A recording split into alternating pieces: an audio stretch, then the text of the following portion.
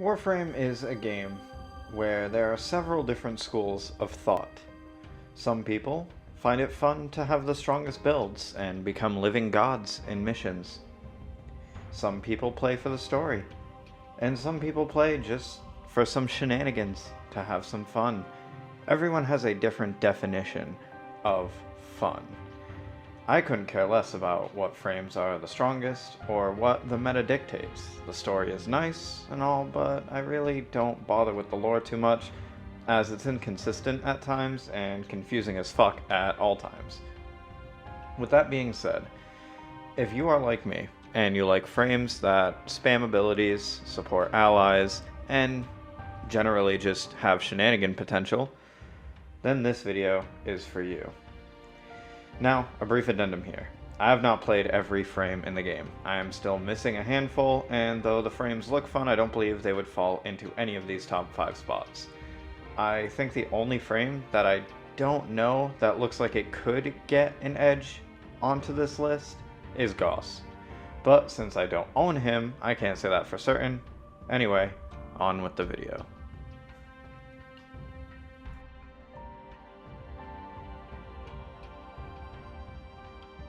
Harrow is one of those frames that sits in a good spot at almost all times. He buffs his teammates and remains in a permanent state of activeness, which is a theme with this list, as the frames on this list will always be doing something, be it murdering enemies, be it spamming abilities, whatever it may be, they're in a constant state of activeness. What separates a state of activeness by what I'm describing as a state of activeness, such as running around guns blazing like a Chroma or something, is, for example, we'll use Chroma. He sets up his Elemental Ward in his Vex armor, and that's about it. There's some shenanigan potential with his 4, but besides that, he's not a very active frame. That doesn't make him a bad frame, but he's not active. Anyway, back to Harrow. He gives energy back to his allies and himself with his 3, heals with his 2, or just straight up invulns the whole team to save someone at the last minute. Harrow's a great addition to anyone's roster, and as far as negatives go, the only thing that I can say is go to my analysis. I said the same thing there. He fights his team to buff his allies, and that is kind of annoying. He does all his supporting off of damage, and with that, he needs enemies. If enemies get killed too quickly, he becomes effectively obsolete and just another gun.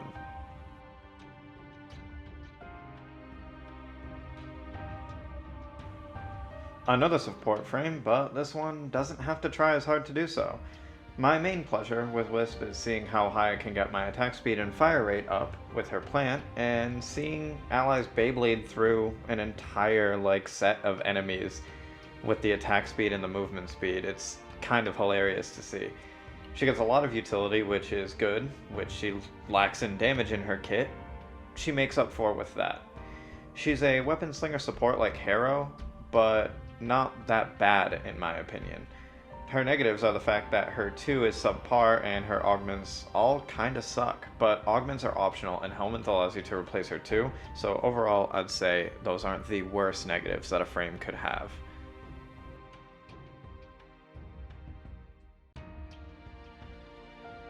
The one-man army himself, Rhino, was the first frame that I actually ever got a prime for, and is currently, at the time of making this video, my most used frame.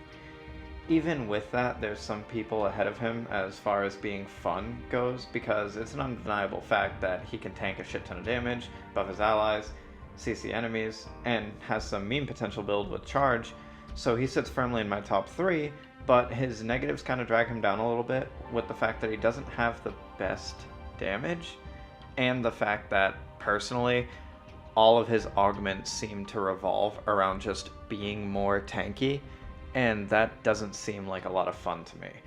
When it comes to augments, I tend to enjoy things that change your gameplay for the better. The only augment that I can say that completely changes your gameplay is Ironclad Charge, which allows you to dash to charge up your shield, which in my opinion is, a lot of fun. His charge does not have a good use outside of that. So Again, doesn't have great damage, but that's not his priority. You don't pick Rhino and assume you're going to top charts. You pick Rhino to buff your allies and essentially end the mission taking 0 damage due to your Iron Skin.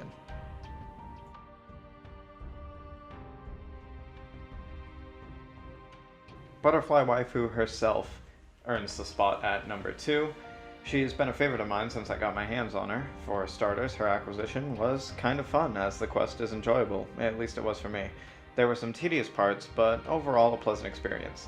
Titania is a balls-to-the-walls frame on damage output and buffing your team, and with some of the best built-in survivability the game can offer you, she's actually insanely fun and useful at high levels. Going into Razor Wing, honestly, is just a blast in all missions, and if you put a gun to my head and forced me to name a negative, I would say the fact that if your connection to host isn't the best, or your ping is too high, you can find yourself banging into walls in Razor Wing a lot, and those instances are few and far in between for me, so they get a pass, but that doesn't deny that they are an issue.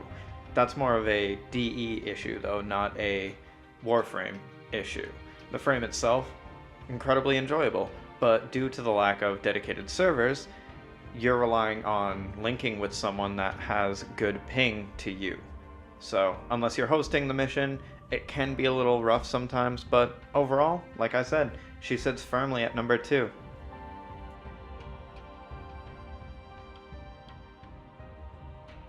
I don't think it surprises anyone to see Nidus as my number 1. Nidus is the god king of tanking. I would love to see someone find someone else better at tanking than Nidus. Not only is he the best tank, but he has buffing potential with Parasitic Link, high damage with his 1 and 4, and great CC in his 2. Nidus is one of those frames that you need to have in your arsenal. He's amazing, and the only negative to him is actually the inverse of Titania, where Titania's acquisition was a blast. Nidus's acquisition kinda sucked. It is one of the worst grinds in the game, and when your payoff is a frame that's this strong, I can't really say that it's that bad, but still, his drop rates are low, the mission is long, so be that as it is, at the time of writing, I legitimately have yet to die with Nidus. I have used his passive, which resurrects you from the dead. When you were to drop to 0 health, you become invulnerable and gain 50% of your max HP back. But outside of that, I haven't died with him. He has the same issue as Harrow with fighting his team for stacks, but unlike Harrow, he has a way to collect enemies and alternate ways to generate stacks, as you don't need to necessarily kill the enemy. If Larva grabs a target, it has a chance to give you a mutation stack. So as long as you're throwing larvas around, you can generate stacks, which ups your damage. Not only that, but as far as augments goes, he has a decent spread, and yeah, they may be band-aid mods, as I said in my video for him, but they do allow him to function in lower level content or non-endless content. So he doesn't become useless in the mid-game content that Warframe has to offer, which there is actually a lot of mid-game. A lot of people forget that it's not all endgame and all early game. There is a mid-game that players have to think about when they're thinking about a frame. For example, I myself don't run adaptation on a lot of people, namely because I just got it recently, and I'm still trying to work it into builds. I would consider myself to be in the mid-game, working my way into the end game. I've hunted a fair share of Eidolons, I've started clearing my Steel Path star chart, but I haven't completed it, and I haven't actually killed all 3 of the Eidolons. So I would consider myself somewhere between mid and end. So for players like that, it's important that you find a way to make a frame like Nidus useful, as Nidus shines in endgame, but in early game content can feel really lackluster. You need to make sure you have a way to make him feel good, and I think DE did a great job with that. I've said it before and I'll say it again, Nidus is one of the best designed frames that this game has to offer. If you don't have him, heavily recommend him. Though I think these 5 frames are the most fun, I do want to give some honorable mentions to Limbo, Zaku, and Equinox. They were the runners-up on this list. When I was going through my frames, I really had to sit down and think about what frames I find the most fun, and these 3 were on the list originally.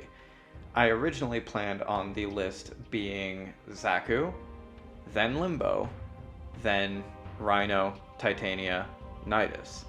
Equinox was a close 6th.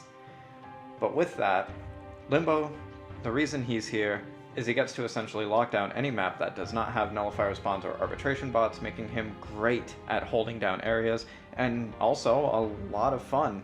If you want to go in and out of the rift, you can pull some enemies in, clean them up, and then pop back out. Overall, a lot of fun, with the meme potential also on Banish, where you can banish allies, and sometimes, if the room is chaotic enough, they won't even notice. I've had moments myself where I've been banished, and I'll just be swinging at an enemy and curious as to why I'm hitting for zeros. Well, that's why.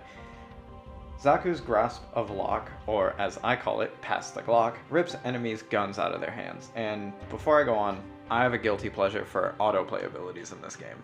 When I was making this list, I had to kind of remove some autoplay abilities because things like Mallet for Octavia, to me, though fun, they get stale really quickly. Zaku's Pass the Glock is actually kind of the opposite, where it doesn't really get stale because of its short duration, and yeah, it can be extended with Vast on Time, but due to the fact that it's such a short duration, you're constantly running around, ripping guns out of enemies' hands and making them shoot themselves, pretty much. And it's a great time. Equinox was close up just because every now and then everyone likes to feel like the demigod that Warframe wants you to feel like.